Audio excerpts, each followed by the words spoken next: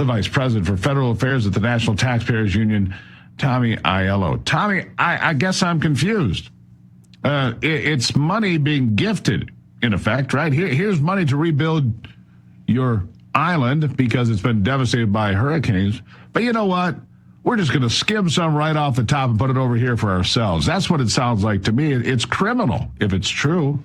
Your thoughts? I mean, it's absolutely insane. What you have are businesses coming in, repairing the electrical grid after these devastating storms almost 10 years ago. They repair the grid, it's basically back to new. And then you have these local governments, they're saying, thank you so much. Here's a $100 million tax bill. Now, these are taxes that are levied directly on companies, but these companies, they use disaster recovery dollars in the billions of dollars. So what these local governments want to do is they want less infrastructure. Anytime you tax something, you get less of it. It's a scheme. I think it's on par with what we've seen in places like Minneapolis and LA in the hospice and the autism and the daycare fraud. We need to blow the whistle. And we sent a letter this week to Secretary Mellon at DHS saying, you need to look into this. This is a bigger issue and it deserves your attention. You know what's interesting? When you look at Puerto Rico, you go to the mid-1960s, less than 10% of the population had any sort of government assistance. Today, it's more than half. This is the welfare state in full view for everybody to see. Look, my wife's family is from Puerto Rico. I get it. But this island has gone from a bunch of hardworking, creative people doing great things to a lot of people collecting government checks, or in this case, just stealing from the taxpayers.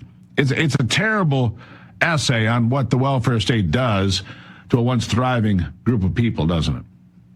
You know, it's really unfortunate. Look, Puerto Ricans, they're Americans, and Americans help each other out. After those devastating hurricanes, right, the federal government gave Puerto Rico $20 billion to rebuild, and they did. What I think is so frustrating for American taxpayers like me, you, and so many of your listeners is our generosity is being taken advantage of. They're taxing these federal dollars to fill their own budgets because of years of overspending, perhaps fraud, perhaps less money coming in. And we just think we're sick of it. And, Secretary Mellon, he was up on the Hill last week, and he called Puerto Rico a haven for waste, fraud, and abuse of taxpayer dollars.